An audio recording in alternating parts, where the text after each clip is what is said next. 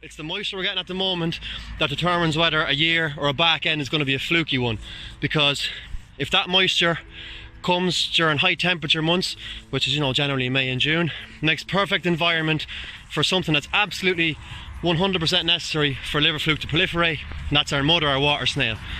So a tiny little snail, but the size of a peppercorn. If you get moisture as well as heat comes out. If you've got animals then shedding even small amounts of fluke eggs, very few numbers of snails are needed for a fairly big burden suddenly to appear on pasture, okay? Now it's not sudden, it takes a few weeks, okay? So I suppose what I'm going to do today, I've come to a fairly dry farm.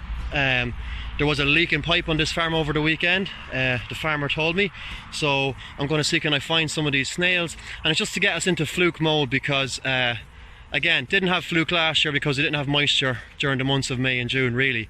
We'd lots of it in Ireland anyway this year, so a very good chance that the back end can be a fluky.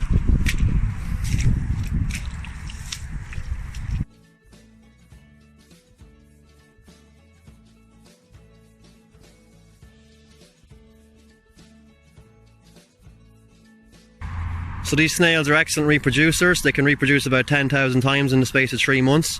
As I said, if a single snail is infective, he'll release around 1,000 infective larvae after 6 weeks. The snail will burst and release the larvae onto pasture, and they're the larvae they'll insist, and they're what the animals then eat to cause your fluke infestation. And remember, a female liver fluke lays about 25,000 eggs a day, so you can see how a small area like my waterlogged area here, how a small area, if I have animals grazing on that at the wrong time, can lead to a big problem.